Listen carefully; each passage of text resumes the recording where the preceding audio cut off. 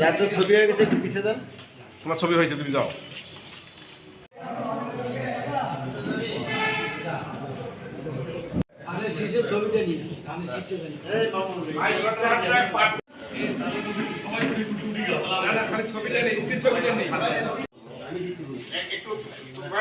জি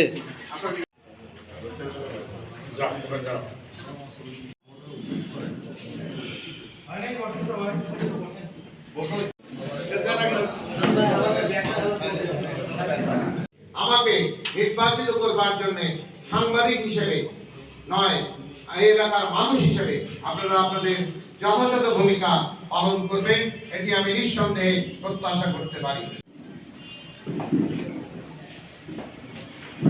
প্রিয় পলাশবাড়ী এবং সাদুল্লাহপুরবাসী, আসসালামু আলাইকুম। আমি অধ্যাপক ডাক্তার মহিনুল হাসান সাদিক আসন্ন ত্রয়োদশ জাতীয় সংসদ নির্বাচনে বাংলাদেশ জাতীয়তাবাদী দল বিএনপির মনোনীত প্রার্থী হিসেবে আমার নির্বাচনী ইশতেহার আপনাদের সামনে পেশ করছি। শিক্ষা, স্বাস্থ্য এবং আইসিটি উন্নয়ন।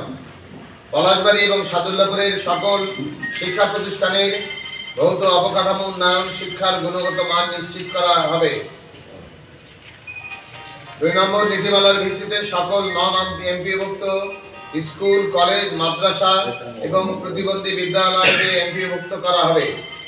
ঐতিহ্যবাহী শিক্ষা প্রতিষ্ঠান সমূহকে সরকারি করার প্রয়োজনীয় উদ্যোগ গ্রহণ করা হবে।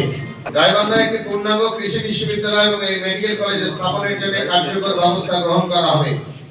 আইসিটি পার্ক, কারিগরি এবং ভাষা প্রশিক্ষণ কেন্দ্র স্থাপন করে শিক্ষিত তরুণদের ফ্রিল্যান্সিং, আউটসোর্সিং এর মাধ্যমে স্বাবলম্বী করা হবে। প্রতিটি এলাকায় ফ্রিল্যান্সারদের জন্য টিম গঠনে সার্বিক সহযোগিতা করা হবে। যেসব গ্রামে প্রাথমিক বিদ্যালয় নেই সেখানে নতুন বিদ্যালয় স্থাপন এবং এলাকা ভিত্তিক মাদ্রাসা স্থাপন করা হবে। কারিগরি, জীবনমুখী এবং উৎপাদনমুখী চাহিদা ভিত্তিক শিক্ষার উপর বিশেষ গুরুত্ব দিয়ে উদ্যোক্তা তৈরিতে সহায়তা করা হবে। গরিব ও মেধাবী শিক্ষার্থীদের উচ্চশিক্ষা নিশ্চিত করতে বিশেষ বৃত্তি, শিক্ষা ঋণ এবং সহায়তা তহবিল গঠন করা হবে। ইত্যাদি মাদ্রাসা, মসজিদ ভিত্তিক পবিত্র কোরআন শিক্ষা কেন্দ্র স্থাপন এবং ধর্মীয় শিক্ষার প্রসার ঘটানো হবে।